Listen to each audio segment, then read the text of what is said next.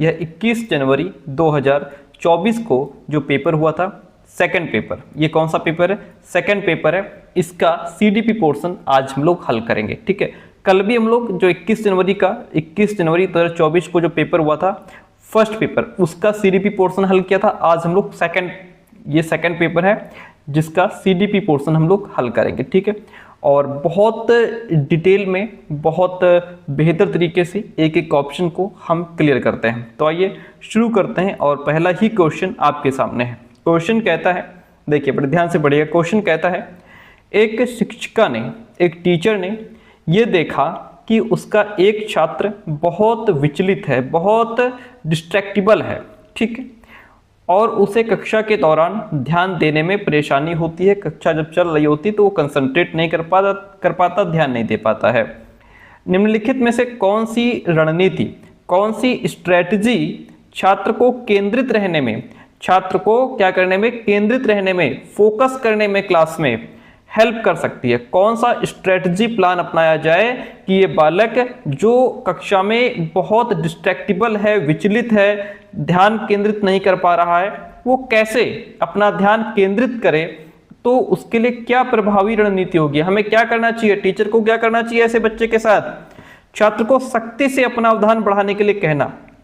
देखिए ये गलत है। स्ट्रिक्टली हम बच्चों के लिए स्ट्रिक्ट नहीं होंगे, हम बच्चों के लिए कठोर नहीं होंगे, हम बच्चों के लिए सख्ती से पालन नहीं कराएंगे, ये ऑप्शन गलत है। स्वनियमन और समय प्रबंधन के लिए छात्र को टाइमर देना, ये ठीक है, जिससे बच्चा अपने आप को सेल्फ रेगुलेट कर पाए। टाइमर देना यहाँ पे बच्चे के लिए ठीक है।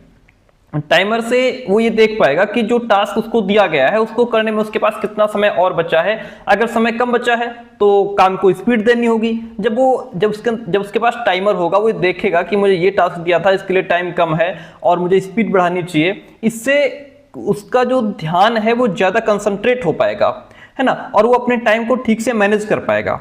तो यहाँ पे सबसे बड़ी बात तो यही है कि टाइम को मैनेज करने के लिए, टाइम को हम कैसे मैनेज कर पाएंगे? टाइम मैनेजमेंट हमारे अंदर आएगा टाइमर से, ठीक है। तो हम बच्चों को टाइमर दे देंगे जिससे वो अपना टाइम मैनेजमेंट कर पाए, अपने आप को सेल्फ रेगुलेट कर पाए, अपने आप को स्वनिर्देशित कर पाए, अपने आप को वो निर्देश दे सके, ठीक है। सेकंड ऑप्शन बढ़िया ऑप्शन है। तीसरा देख लेते हैं, माता पिता को बुला करके छात्र के खिलाफ सख्त अनुशासनात्मक कार्रवाई।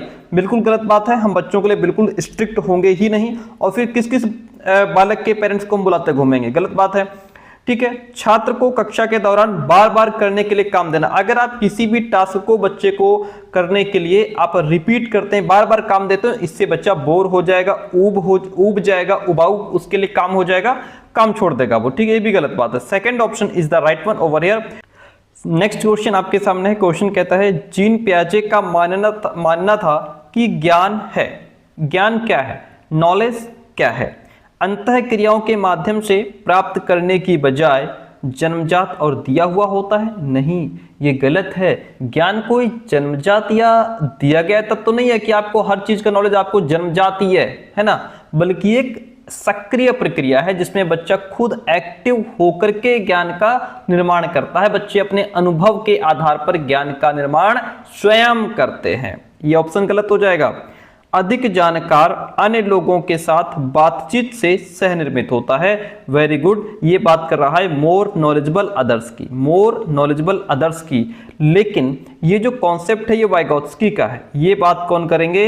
ये बात करेंगे वाइगोत्स्की। अगर क्वेश्चन में यहाँ पे जीन पियाजे की जगह पे वाइगोत्स्की लिखा होता तब ये ऑप्शन राइट हो जाता। वाइगोत्स्की कहते हैं कि जब हम अपने से ज्यादा एक्सपीरियंस लोगों के साथ उठते बैठते हैं तो हमारा ज्ञान क्या होता है? उनके साथ बातचीत कर रहे हैं तो हमारा ज्ञान बढ़ता है, ठीक है। जब हम अपने से ज्यादा एक्सपीरियंस लोगों के साथ इंटरेक्ट करते हैं, जैसे कहते हैं कि अपने जो घर में बुजुर्ग हैं, है ना, जो आपसे बड़े हैं, उनके पास हमें बैठना चाहिए क्योंकि हमें वो जीवन के वो इंपॉर्टेंट लेसन्स दे देते हैं जो हमें कोई यूनिवर्सिटी, कोई स्कूल नहीं सिखा सकता।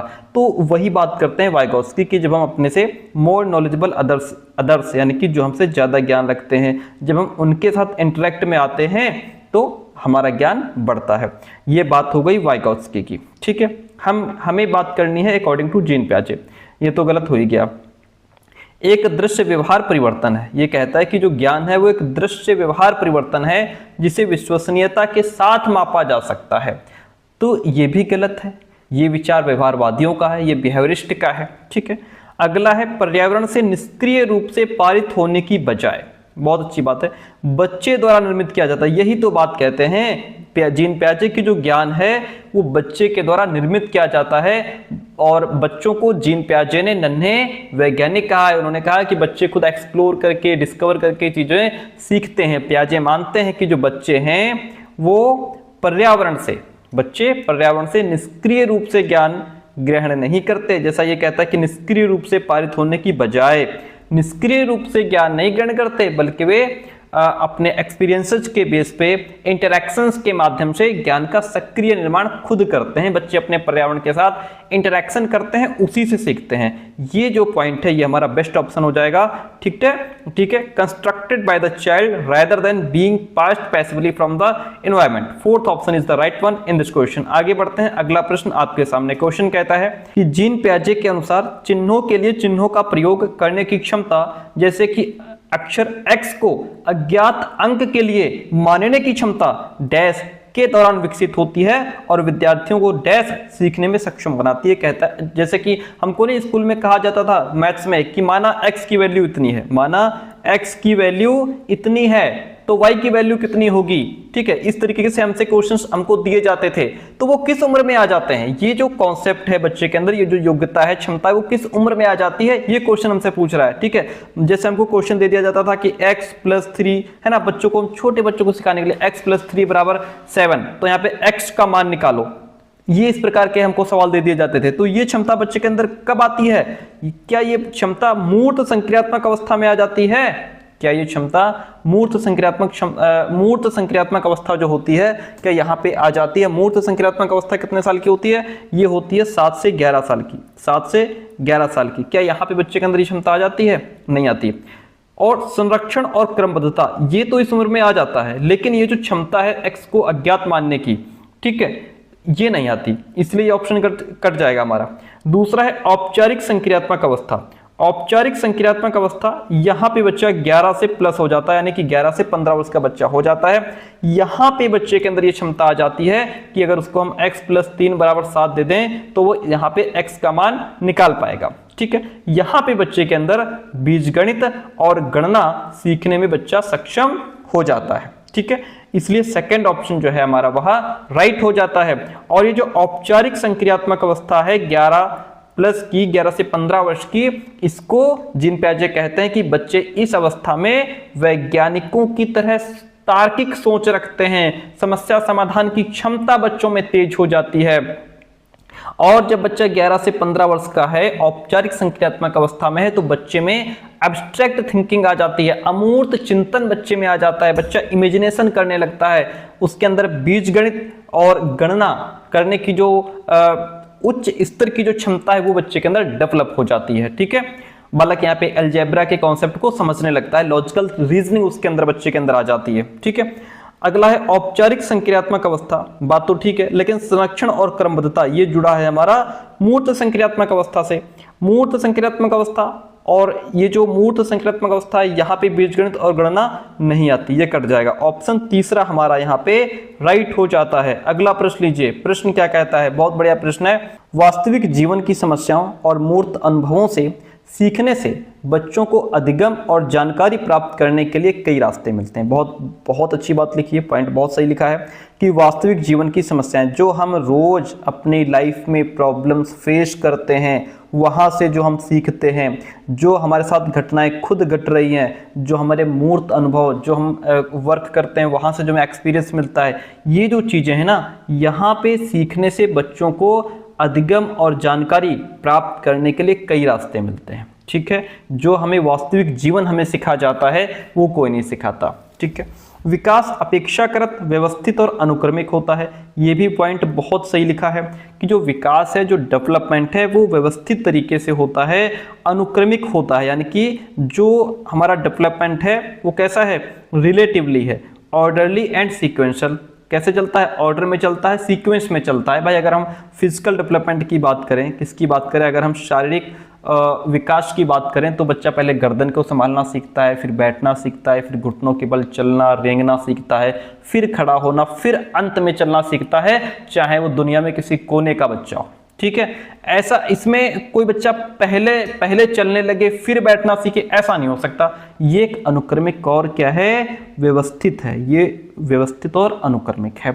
लैंग्वेज डेवलपमेंट की अगर हम इसी में बात कर लें, बच्चा पहले बबलिंग करना सीखता है ना, फिर वो पा बा मा दा ऐसे बोलना सीखता है, 2 शब्द के वाक्य बोलना सीखता है, फिर पूरा सेंटेंस बोलना सीखता है। तो ये सीक्वेंस चलता है, इसको हम इग्नोर नहीं कर सकते, चाहे दुनिया में किसी कोने का बच्चा हो। ये जो सीक्वेंस है, ये जो ऑर्डर है वो सेम रहेगा। ठीक है, तो यहाँ पे हमारा क्या हो जाएगा कि अब इसका ऑप्शन क्या राइट होगा, ए और आर। बात तो दोनों की सही है, दोनों सही है, लेकिन ये इसको एक्सप्लेन नहीं कर रहा है किसी भी कंडीशन में। तो ए और आर दोनों सही है, लेकिन ए की आर सही व्याख्या नहीं करता है, इसलिए ऑप्शन फर्स्ट राइट हो जाएगा। हम बढ़ेंगे नेक्स्ट क्वेश्चन की तरफ, और अगला प्रश्न हमसे कहता है, देखिएगा कि निम्नलिखित में से कौन प्रगतिशील शिक्षा में, किसकी बात हो रही है, प्रोग्रेसिव एजुकेशन की बात हो रही है, प्रगतिशील शिक्षा में शिक्षक की भूमिका का सबसे अच्छा वर्णन करता है। देखिएगा, शिक्षक बच्चों को प्रयोग करने के लिए विविध सामग्री प्रदान करता है। Very good. यहाँ पे जो टीचर है वो बच्चों को क्या कर रहा है, कई प्रकार की सामग्री उपलब्ध करा रहा है ताकि बच्चे प्रयोग करके सीख सकें। बच्चे लर्न करें कैसे, बाय डूइंग, यानी कि करके सीखें। और आवश्यकता पड़ने पर आलंबन प्रदान करता है, और अगर बच्चों को जरूरत है तो थोड़ी हेल्प भी कर रहा है टीचर। ठीक है, तो ये बहुत और बहुत सटीक पॉइंट लिखा है, क्योंकि टीचर इसमें एक निर्देशक की भूमिका निभा रहा है। टीचर यहाँ पे एक गाइड की भूमिका निभा रहा है, एक सुविधादाता यानी कि फैसिलिटेटर की भूमिका निभा रहा है। ठीक है, इसलिए पॉइंट बहुत अच्छा है। तो बाकी है, शिक्षक पाठचर्या मानकों का कड़ाई से पालन सुनिश्चित करने के लिए जिम्मेदार है। ये बिल्कुल गलत है। इसमें तो टीचर का मेन काम हो गया कि बस सिलेबस पूरा करो, चाहे कैसे भी पूरा करो, टाइम पे हमें जो पाठचर्या मानक है टाइम पे सिलेबस पूरा हो जाना चाहिए, बच्चे सीखें ना सीखें, ये बिल्कुल गलत बात है। शिक्षक बच्चों को स्वतंत्र रूप से सीखने देता है और उनके सीखने में हस्तक्षेप नहीं करता, ये भी गलत बात है। देखिए, आप बच्चों को फ्रीडम तो दीजिए, लेकिन उनकी लर्निंग में बिल्कुल हस्तक्षेप ना करें, ये गलत बात है। आपको यहाँ पे निर्देशक की भूमिका निभानी होगी, सुविधा दाता यानी कि फैसिलिटेटर की भूमिका निभानी होगी। ठीक है, और ऑप्शन में सुविधादाता यानी कि फैसिलिटेटर की भूमिका को पूरी तरह नकार दिया गया है। अब अगर आप इंटरफेयर नहीं करेंगे, उनको देख रेख में नहीं रखेंगे, तो क्या पता बच्चा सही सीख रहा है कि गलत सीख रहा है, ये भी गलत हो गया। शिक्षक ज्ञान कक्षा में ज्ञान और प्राधिकार का प्राथमिक स्रोत है, ये भी ऑप्शन गलत है। बेस्ट क्या है, पहला ही गलत। सही है हमारा कि प्रोग्रेसिव एजुकेशन में जो टीचर है वो बच्चों को सीखने के लिए अलग अलग प्रकार की सामग्री देता है और जरूरत पड़ने पर बच्चों की हेल्प करता है, और अगर बच्चा कहीं फंस रहा है तो थोड़ा उनको बता भी देता है कि ये ऐसे होगा। ठीक है, बेस्ट ऑप्शन फर्स्ट है। अगला प्रश्न लीजिए। अगला प्रश्न हमारे सामने है और कहता है कि निम्नलिखित में से कौन सा समाजीकरण की प्रक्रिया की विशेषताएं हैं। समाजीकरण, सोशलाइजेशन की बात हो रही है। किसकी बात हो रही है, सोशलाइजेशन की बात हो रही है, समाजीकरण की बात हो रही है। सर समाजीकरण क्या होता है, पहले तो ये बता दो। समाजीकरण यानी कि सोशलाइजेशन जो है ये वो प्रोसेस होता है जिसके माध्यम से बालक समाज के मूल्य, आदर्श, परंपराएं और समाज में लोगों के साथ कैसे व्यवहार करना है, कैसे उठना बैठना है, ये सारी चीजें सीखता है और समाज का एक एक्टिव मेंबर बनता है। ठीक है, ये प्रक्रिया जीवन भर चलती है और ये जो प्रक्रिया है ना वो बड़ा जटिल होती है। ठीक है, ये हमारी संस्कृति पर निर्भर करती है कि हमारे यहाँ का कल्चर कैसा है। जैसे हमारे यहाँ का कल्चर होगा हमारे अंदर वैसा ही सोशलाइजेशन हो जाएगा। ठीक है, और ये कई आयामों में भी होती है। ठीक है, तो अब इसमें हम आगे समझते हैं समाजीकरण की प्रक्रिया की विशेषताएं क्या है। यह एक रेखीय प्रक्रिया है, रेखीय नहीं है कि बिल्कुल सीधी चलती जा रही है, ऐसा नहीं है, ये गलत हो जाएगा। ये एक रेखीय प्रक्रिया, लीनियर प्रोसेस नहीं है प्यारे दोस्तों। समाजीकरण लीनियर प्रोसेस नहीं है, ये कई प्रोसेस से गुजरता है, ये गलत हो जाएगा। यह एक जटिल प्रक्रिया है, ये हम मानते हैं। ये कैसी प्रक्रिया है, ये एक जटिल प्रक्रिया है, क्योंकि सोशलाइजेशन में हमारे परिवार की भूमिका है ना, और हमारे विद्यालय की भूमिका रहती है, हम किस प्रकार के समाज में रह रहे हैं, मीडिया का प्रभाव हम पर पड़ता है, धर्म का प्रभाव हम पर पड़ता है, तो इन सभी का योगदान इसमें होता है। इसीलिए ये जटिल भी है और गहरी भी है। ठीक है, अगला पॉइंट, यह एक बहुआयामी प्रक्रिया है। बहुआयामी का मतलब सर क्या होता है, देखिए इसमें हमारा संज्ञानात्मक, भावनात्मक, सामाजिक, सांस्कृतिक आदि कई आयाम शामिल होते हैं। जैसे हमने कह दिया कि इसमें संज्ञानात्मक आयाम, हमने कह दिया कि इसमें संज्ञानात्मक आयाम शामिल है, ठीक है। संज्ञानात्मक आयाम, कॉग्निटिव डायमेंशन इसमें कैसे, देखिए संज्ञानात्मक आयाम का मतलब जैसे बच्चा इसमें नए विचार रखता है, नए विचार सीखता है, लैंग्वेज सीखता है, प्रॉब्लम सॉल्विंग जैसी चीज़ें सीखता है, इससे उसका सोचने और समझने का तरीका डेवलप होता है। ये हो गया संज्ञानात्मक आयाम। फिर हमने कह दिया कि इसमें बच्चा भावनात्मक आयाम, क्या होता है, भावनात्मक आयाम, ठीक है। भावनात्मक आयाम का मतलब क्या होता है, जिसको हम इमोशनल डायमेंशन कहते हैं। यहाँ पे बालक अपनी भावनाओं को पहचानना और कैसे उन इमोशंस पर कंट्रोल करना है, ये चीज़ें सीखता है भावनात्मक आयाम में। जैसे अगर हम हार गए हैं किसी गेम में या परीक्षा में फेल हो गए तो हमें गुस्सा नहीं होना है, या और अगर हमारा दोस्त है, दोस्त अगर वो दुख में है तो हमें उसके प्रति सहानुभूति दिखानी है। इससे वो भावनात्मक रूप से यानी कि इमोशनली मजबूत होता है, ठीक है। तो ये एक बहुआयामी प्रक्रिया है। अच्छा, यहाँ पे अगर हम कहें कि सामाजिक आयाम, या हम कहें कि जैसे सांस्कृतिक आयाम का प्रभाव यहाँ पे पड़ता है, सांस्कृतिक आयाम का प्रभाव यहाँ पे पड़ता है। सांस्कृतिक आयाम क्या होता है, बच्चा अपने समाज की भाषा, परंपराएं, रीति रिवाज, वहाँ उसके मूल्य, उसकी नैतिक मूल्य, उसके आदर्श, ये सारी चीज़ें सीखता है। जैसे टीचर्स को प्रणाम करना है, नमस्ते करना है, और झूठ नहीं बोलना है, और अपने से बड़ों का कहना मानना है। तो ये सब चीज़ें उसे अपनी संस्कृति और पहचान से जोड़ देती हैं, जैसा भी उसका कल्चर है, ठीक है। अब यहाँ पे भारतीय संस्कृति का प्रभाव अलग अलग पड़ता है। भारतीय संस्कृति का अलग है। भारतीय संस्कृति में क्या कहते हैं, भारतीय संस्कृति में कहते हैं कि जैसे बच्चों को कहते हैं कि जो आपसे बड़े हैं उनके पैर छूने हैं, प्रणाम करना है, नमस्ते करना है, ठीक है। और हमारे भारतीय संस्कृति में सामूहिकता की भावना होती है, यानी कि परिवार पहले है, ठीक है। क्या है, परिवार पहले है। हमारे भारत में हम की भावना होती है। वहीं पर दूसरे देश में, यहाँ पे दूसरे देश का अगर बालक है, उसका सांस्कृतिक आयाम यहाँ पे बदल जाएगा।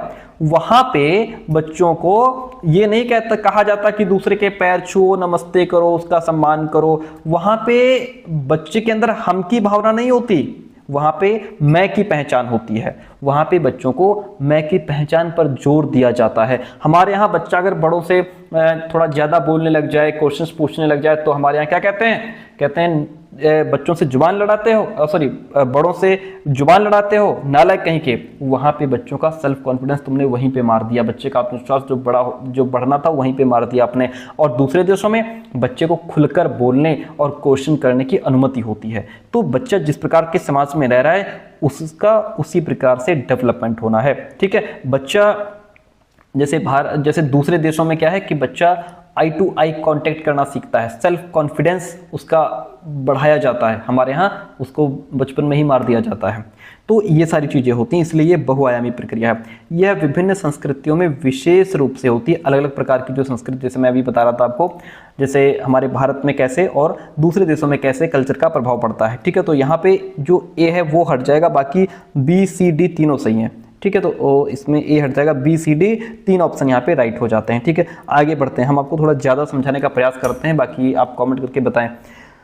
अगला प्रश्न कहता है, निम्नलिखित में से कौन एक समावेशी कक्षा का उदाहरण नहीं है। देखिए, समावेशी कक्षा का उदाहरण नहीं है। भाई समावेशी कक्षा होती क्या है, रोज हम आपको एक बार बता देते हैं। समावेशी कक्षा, इंक्लूसिव जो क्लासरूम है, ये वो होता है जहां सभी छात्रों की जो विविधताएं हैं, जैसे उनकी भाषा, उनकी संस्कृति, उनकी शारीरिक क्षमता अलग अलग होती है, मानसिक क्षमता अलग अलग होती है, उनकी सामाजिक आर्थिक स्थिति अलग अलग होती है, इन सभी चीज़ों को एक्सेप्ट किया जाता है, इन सभी चीज़ों को स्वीकार किया जाता है और हर छात्र को सीखने का एक समान अवसर दिया जाता है। वो होती है समावेशी कक्षा। अब आंसर आप कर पाएंगे।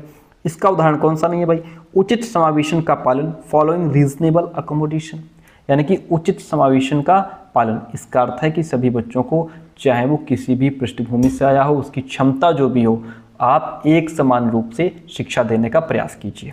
बहुत सही है, ये तो समावेशी कक्षा का उदाहरण है, लेकिन हमको यहाँ पे ढूंढना है नहीं, ये तो है। विभेदित निर्देश देना, ऑफरिंग डिफरेंशिएटेड इंस्ट्रक्शंस, ये भी समावेशी शिक्षा का ही उदाहरण है, ठीक है। कैसे, इसका मतलब है कि सभी छात्रों की जो पर्सनल नीड्स हैं, उनकी क्षमताएं हैं, सीखने की जो शैली है उसके हिसाब से उन्हें आप निर्देश दीजिए। ये समावेशी कक्षा का एक आवश्यक हिस्सा होता है। प्रतिस्पर्धी लोकाचार को प्रोत्साहित करना, यानी कि इंकरेजिंग कॉम्पिटिटिव एथॉस। इसका मतलब क्या होता है? इसका मतलब ये होता है कि आप यहाँ पे अगर कंपटीशन को बढ़ावा दे देंगे तो कुछ छात्रों को आप बेहतर समझ रहे हैं, कुछ को हल्का समझ रहे हैं, तो ये कंपटीशन बढ़ जाएगा। समावेशी शिक्षा में कंपटीशन नहीं होता, ठीक है, हम सबको समान समझते हैं। कंपटीशन से सामाजिक भेदभाव बढ़ जाता है, असमानता बढ़ जाती है, ठीक है, जिससे जो वंचित समूह के छात्र पिछड़ सकते हैं। विविध दृष्टिकोणों का समावेश, हाँ ये बात सही है। जब विभिन्न पृष्ठभूमि और अलग अलग सोच वाले छात्रों की बातों को सुना जाता है, उनके विचारों को मान्यता दी जाती है, उनके विचारों को एक्सेप्ट किया जाता है, तो एक समावेशी और सहयोगात्मक वातावरण बन जाता है। ये भी ऑप्शन सही है हमारा। नहीं कौन सा है? कंपटीशन को बढ़ावा हम किसी कंडीशन में नहीं देंगे। अगला प्रश्न देखिएगा, 8 नंबर क्वेश्चन कहता है कि वह कोई उद्देश्यात्मक निश्चित क्षण नहीं होता जब कोई बच्चा मध्य बाल्यावस्था या किशोरावस्था में प्रवेश करता है।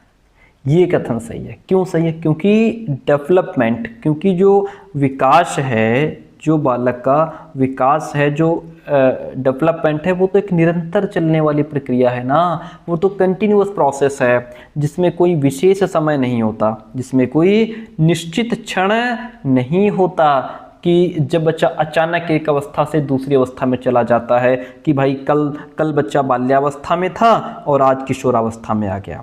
कोई उद्देश्यात्मक, कोई निश्चित क्षण नहीं होता कि कल बच्चा बाल्यावस्था में था, आज किशोरावस्था में आ गया। ये बात बिल्कुल ठीक है, सही कह रहा है स्टेटमेंट, ठीक है। वह कोई उद्देश्यात्मक निश्चित क्षण होता ही नहीं है जब कोई बच्चा मध्य बाल्यावस्था से किशोरावस्था में आ जाए, ठीक है, ये कोई अचानक नहीं हो जाता। विकास प्रकृति में निरंतर होता रहता है। बिल्कुल, जो डेवलपमेंट है वो क्या है? वो निरंतर होता रहता है, कंटिन्यूअस प्रोसेस है, गर्भ से कब्र तक जाता है, वूम्ब टू टूम्ब जाता है, तो ये निरंतर चलने वाली प्रक्रिया है। दोनों ही ऑप्शन यहाँ पे हमारे राइट हो जाते हैं, ठीक है। तो ऑप्शन यहाँ पे हमारा सही क्या हो जाएगा? यहाँ पे सही हो जाएगा ए और आर दोनों ही सही हैं। ए की आर सही व्याख्या कर रहा है। ये सही इसलिए व्याख्या कर रहा है क्योंकि विकास निरंतर चलने वाली प्रक्रिया है, कोई रुक रुक करके नहीं चलती, या ऐसा नहीं होता कि कल बच्चा बाल्यावस्था में था या शैशवावस्था में था, आज बाल्यावस्था में आ गया, ऐसा नहीं है। इसलिए ऑप्शन जो 4th है वहाँ राइट हो जाएगा। अगला प्रश्न लीजिए। अगला प्रश्न आपसे कहता है कि कोहलबर्ग के नैतिक विकास की किस अवस्था में, नैतिक विकास की किस अवस्था में, ठीक है। जैसे कोहलबर्ग ने क्या किया है? कोहलबर्ग ने 3 लेवल बताए हैं, ठीक है, नैतिक विकास के, और 6 स्टेज बताए हैं, 6 चरण बताए हैं। तो नैतिक विकास की किस अवस्था में बच्चों का तर्क कानून की नैतिकता के इर्द गिर्द घूमता है, ठीक है। पारंपरिक नैतिकता में, विषम नैतिकता, स्वायत्त नैतिकता, या फिर पूर्व पारंपरिक नैतिकता। आइए इस क्वेश्चन का आंसर ढूंढने के लिए एक बार थ्योरी पर नजर डाल लेते हैं। तो जैसा कि हमसे क्वेश्चन में पूछा गया है कि किस स्तर पर, यानी कि किस अवस्था में बच्चों का जो तर्क है वो कानून की नैतिकता के इर्द गिर्द घूमता है। कोहलबर्ग ने नैतिकता के 3 लेवल 6 चरण बताए हैं, जिसमें पहला लेवल है पूर्व लौकिक स्तर, जिसको हम लोग प्री कन्वेंशनल लेवल कहते हैं। इसमें 2 चरण आते हैं। फिर दूसरा है कन्वेंशनल लेवल। क्या है? कन्वेंशनल लेवल, ठीक है, या जिसको हम कहते हैं पारंपरिक नैतिकता, कन्वेंशनल मोरलिटी इसी में आती है। इसको भी 2 भागों में विभाजित किया गया है। जैसे यहाँ एक तो बच्चे के अंदर स्टेज ऑफ प्रेज होती है। इस अवस्था में बालक जो है वही काम करता है जिसका परिणाम उसे प्रशंसा प्रदान करता है, यानी कि जिसका परिणाम, जिस काम को करने का रिजल्ट जो है उसे खुशी दे, प्रशंसा दे, उसी काम को करने में उसे मजा आता है, ठीक है, और समाज के लोग उसको एक्सेप्ट करें। इस अवस्था तक उसे प्रशंसा और निंदा का अर्थ समझ में आ जाता है। वहीं पर दूसरा है सामाजिक व्यवस्था के प्रति सम्मान की अवस्था। यहाँ पे कानून की नैतिकता के इर्द गिर्द बच्चे का तर्क घूमता है। कैसे? इस अवस्था में बालक सामाजिक रीति रिवाज क्या है, मूल्य क्या है, नियम क्या है, ठीक है, प्रथाएं क्या हैं और लौकिक क्रियाओं से अवगत हो जाता है। इनके प्रति उसका विश्वास एवं आस्था अटूट हो जाती है। उसमें कर्तव्य की भावना डेवलप हो जाती है। वो समझने लगता है कि कौन सा काम अच्छा है, कौन सा काम अच्छा नहीं है, कौन सा काम गलत है। तो यहीं पे बच्चों का तर्क जो है कानून की नैतिकता के इर्द गिर्द घूमने लगता है। बच्चा समझ जाता है कि कौन सा काम अच्छा है, कौन सा काम अच्छा नहीं है। तो अकॉर्डिंग टू द क्वेश्चन, जो कन्वेंशनल मोरलिटी है, जो पारंपरिक नैतिकता है, ये जो है इस अवस्था में बच्चों का तर्क कानून की नैतिकता के इर्द गिर्द घूमता है। First option is the right one over here. अगला प्रश्न कहता है वाइगोत्स्की के अनुसार संज्ञानात्मक विकास को सुगम बनाने में शिक्षक की क्या भूमिका होती है।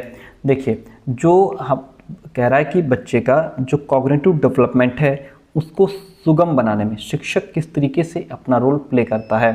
देखिएगा, अब इसमें फर्स्ट ऑप्शन है आलंबन के माध्यम से, यानी कि इसके फोल्डिंग के थ्रू, कि बच्चा अगर किसी क्वेश्चन में फंस रहा है तो टीचर उसकी थोड़ी सी हेल्प करते, ठीक है, इस तरीके से। तो आलंबन के माध्यम से छात्र के सीखने का मार्गदर्शन और समर्थन करना, बात तो ठीक लग रही है। छात्रों को पूरी तरह से स्वतंत्र रूप से सीखने की अनुमति देना, कि पूरी तरह से उनको फ्रीडम दे दो, ये बात ठीक नहीं है। केवल उन्हीं कार्यों को देना जो विद्यार्थी वर्तमान में स्वतंत्र रूप से कर सकते हैं। अगर ऐसा ही काम दोगे कि बच्चा आराम से कर ले तो फिर बच्चा नया कुछ सीख नहीं पाएगा, ठीक है, वो बोर भी हो जाएगा उस काम को करते करते। छात्र को जानकारी और ज्ञान प्रदान करना, सिर्फ जानकारी दो, सिर्फ ज्ञान बच्चों को दो, ये तो फिर रूट लर्निंग पर आ जाएगा। सबसे बेस्ट ऑप्शन ये होता है कि बच्चों के अंदर कॉग्निटिव डेवलपमेंट को अगर बढ़ाना है तो उसमें टीचर क्या कर सकता है कि टीचर बच्चों को टास्क दे दे, कोई भी प्रोजेक्ट दे, बच्चे उस पर काम करें, यदि जहाँ पर फंसे बच्चे वहाँ पर टीचर को मार्गदर्शन और समर्थन दे देना चाहिए, ठीक है। इसी को इन्होंने स्कैफोल्डिंग कहा है, जो एक टेम्पररी हेल्प होती है, कुछ समय के लिए बच्चों को दी जाती है। Option first is the right one in this question. आगे बढ़ेंगे, 11 नंबर क्वेश्चन आपके सामने कहता है कि शिक्षकों को निरंतर अपने स्वयं के रूढ़िवादिता और पूर्वाग्रहों पर चिंतन करना चाहिए। बहुत अच्छी बात है कि रूढ़िवादिता और पूर्वाग्रहों पर चिंतन करना चाहिए। रूढ़िवादिता क्या होती है, स्टीरियोटाइप क्या होता है। स्टीरियोटाइप का मतलब होता है कि हम किसी भी व्यक्ति या किसी समूह के बारे में, किसी ग्रुप के बारे में, किसी समाज के बारे में, किसी जाति के बारे में पहले से जो धारणा बना लेते हैं, जो कई बार सही नहीं होती है। जो हमारे अंदर वो धारणा बनी है उस समाज को लेकर के, उस समुदाय को लेकर के, उस व्यक्ति को लेकर के जो धारणा हमारे अंदर बनी है ना, वही रूढ़िवादिता है, ठीक है। और जैसे यहाँ पे रूढ़िवादिता का मतलब, जैसे लड़कियां गणित में कमज़ोर होती हैं, ठीक है, ये हमने मान लिया, वर्षों पहले मान लिया था, हमें लोगों ने बताया, कई बार टीचर्स ने बताया, समाज में लोगों ने कहा कि लड़कियां ऐसे काम नहीं कर पाती हैं, ठीक है, वो सिर्फ जो है सरल सब्जेक्ट हो गए ऐसे पढ़ पाती हैं। तो ये हमारे अंदर वो धारणा बना दी गई है ना, स्टीरियोटाइप हमारे अंदर वो भर दिया गया है। तो यह वही रूढ़िवादिता है कि लड़कियाँ गणित में कमज़ोर होती हैं। या टीचर ये मान ले कि गांव के बच्चे उतने समझदार नहीं होते जितने शहर के होते हैं, ये रूढ़िवादिता है, ठीक है। या ये मान लें कि कुछ जातियां पढ़ाई में तेज होती हैं, कुछ ऐसे जाति के बच्चे, कोई स्पेसिफिक हम जाति मान लें कि उस जाति के बच्चे पढ़ाई में तेज होते हैं, ठीक है, ये रूढ़िवादिता हो जाएगी, ठीक है। ये सब क्या है, ये रूढ़िवादी सोच, ठीक है।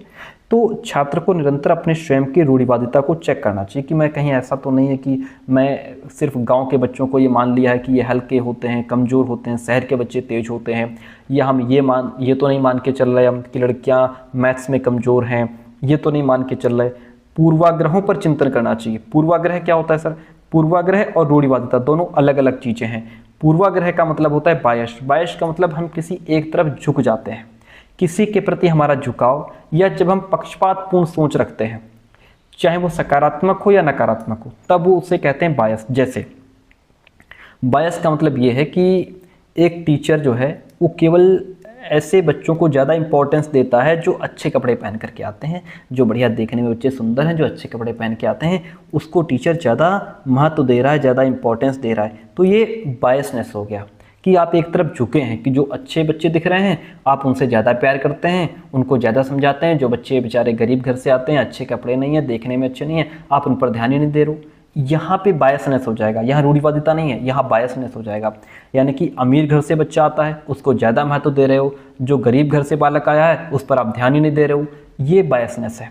किसी छात्र को उसके धर्म या जाति की वजह से कमज़ोर मान लेना, ये बायसनेस है कि आप एक किसी पर्टिकुलर धर्म की तरफ झुके हो, ये बायसनेस हो गया। अब आगे क्वेश्चन पढ़ो। तो शिक्षक को निरंतर अपने अंदर ये चेक कर लेना चाहिए, मेरे अंदर रूढ़िवादिता तो नहीं है, मेरे अंदर पूर्वाग्रह तो नहीं है, मैं पूर्वाग्रह का शिकार तो नहीं हूँ, ठीक है, ये चेक कर लेना चाहिए। ओके, इतनी बात क्लियर है। सांस्कृतिक रूप से उत्तरदायी शिक्षण का अर्थ है कि शिक्षक चिंतनशील हो। इसका मतलब क्या होता है, इसको समझिए। देखिए, पहले जब क्वेश्चन की भाषा समझ पाएंगे तभी आंसर कर पाएंगे। सांस्कृतिक रूप से उत्तरदायी शिक्षण ये क्या होता है? इसका मतलब है कि टीचर इस तरीके से पढ़ाए कि जो छात्रों की संस्कृति है, भाषा है, जो भी उनका बैकग्राउंड रहा है या जो भी उनको एक्सपीरियंसेस हैं, जो अनुभव हैं, उनको समझे टीचर, ठीक है, उनको सम्मान दे अलग अलग, क्योंकि आपकी क्लास में अलग अलग जाति, धर्म, संस्कृति, समुदाय के बच्चे आए हैं, अलग अलग पृष्ठभूमि से बच्चे आए हैं। तो ऐसा शिक्षण करो कि सभी बच्चों को लगे कि हमारे मतलब की बात है। अगर किसी क्लास में अलग अलग क्षेत्र से बच्चे आए हैं, उनकी भाषाएं अलग अलग हैं, तो टीचर एक ऐसा एटमॉस्फेयर तैयार करे जिसमें सभी बालकों की पृष्ठभूमि को मान्यता मिले, सभी की संस्कृति को मान्यता मिले, सभी की भाषा को मान्यता मिले, ठीक है। तो यहाँ पे ये बात समझ गए आप। उत्तरदायी शिक्षण का अर्थ है शिक्षक चिंतनशील हो। चिंतनशील का मतलब क्या है कि शिक्षक खुद के व्यवहार, अपनी सोच, अपनी मान्यताओं पर विचार करे। उसे ये देखना चाहिए कि क्या वो किसी छात्र के प्रति भेदभाव तो नहीं कर रहा है, उसकी सोच रूढ़िवादी तो नहीं है, वो किसी बायसनेस से तो नहीं घिरा है, वो पूर्वाग्रह तो नहीं रख रहा है। ये सारी चीज़ें टीचर के अंदर होनी चाहिए, ठीक है। तो यहाँ पे क्या हो जाएगा हमारा, यहाँ पे आपका जो ऑप्शन है ए और आर दोनों सही हैं। ए की आर सही व्याख्या कर रहा है। हमने बड़े प्यार से क्वेश्चन को समझाया है, एक एक वर्ड आपको समझा दिया, ठीक है, ओके। ए की आर सही व्याख्या यहाँ पे कर रहा है। Fourth one is the right one in this question. चलिए चलते हैं क्वेश्चन नंबर 12 की तरफ कि किशोरावस्था के बारे में निम्नलिखित में से कौन सा कथन सही नहीं है। जो गलत ढूंढना है, जो गलत है वो आपको ढूंढना है। किशोरावस्था को आमतौर पर यौवन को शुरू करने के लिए माना जाता है कि यहाँ से बिगिन विथ प्यूबर्टी, बच्चे का यौवन शुरू हो रहा है। ये एक ऐसी प्रक्रिया है जो यौन परिपक्वता, यहाँ बच्चे के अंदर क्या है, सेक्सुअल मैच्योरिटी आ जाती है और पुनरुत्पादन की क्षमता की ओर ले जाती है। And the ability of reproduce की क्षमता बच्चे के अंदर डेवलप होती है। बात ठीक है, 12 से 18 वर्ष की उम्र है किशोरावस्था, और वहाँ पे बच्चे के अंदर ये चेंजेस आ रहे होते हैं। किशोरावस्था जो है ये बचपन और वयस्कता के बीच विकासात्मक संक्रमण है। बचपन आपका बचपन है 6 से 12 साल का, ठीक है, और वयस्कावस्था 18 से ऊपर की। तो यहाँ पे ये जो 12 से 18 के बीच का जो समय है, ये वाला समय, ये क्या है, ये किशोरावस्था है। ये इनके बीच का विकासात्मक संक्रमण है जिसमें बच्चे के अंदर शारीरिक चेंजेस आ रहे होते हैं। बच्चे में दाढ़ी मूंछ आ रही होती है, कंधे चौड़े हो रहे होते हैं, आवाज़ में भारीपन आ रहा होता है, ठीक है। उसके अंदर संज्ञानात्मक परिवर्तन, बच्चा बहुत जल्दी क्रोधित हो जाता है, बहुत जल्दी हर्ष उल्लास से भर जाता है, उत्साहित बहुत जल्दी हो जाता है, डिमोटिवेट बहुत जल्दी होता है। मनोसामाजिक परिवर्तन यहाँ पे देखने को मिलते हैं। ये दोनों ही विशेषताएं हैं किशोरावस्था की। हमें नहीं ढूंढना है गलत ढूंढना है। विभिन्न संस्कृतियों के बच्चे एक समान तरीके से किशोरावस्था में प्रवेश करते हैं और इसे अनुभव करते हैं। ये गलत है। क्यों गलत है? क्योंकि मान लीजिए हमारे यहाँ 12 से 18 साल के बच्चे को बच्चा ही माना जा रहा है। हो सकता है दूसरी संस्कृति में 12 से 18 साल के बच्चे के ऊपर पूरे घर की जिम्मेदारी आ गई हो, तो वो इसको अनुभव नहीं कर पा रहा है ना। हो सकता है वो पूरा घर चला रहा हो। और यहाँ पे फर्क पड़ता है हमारी सभ्यता, संस्कृति का, हमारे समाज का, हमारे रहन सहन का, हम किन लोगों के साथ रह रहे हैं। ऐसा तो नहीं है हमारे यहाँ वो बच्चा ही है और दूसरी जगह वही 18 साल का, 16, 17, 18 साल का जो चोरों उचक्कों के बीच रह रहा था, वो चोर उचक्का बन गया, वो बड़ा डकैत बन गया।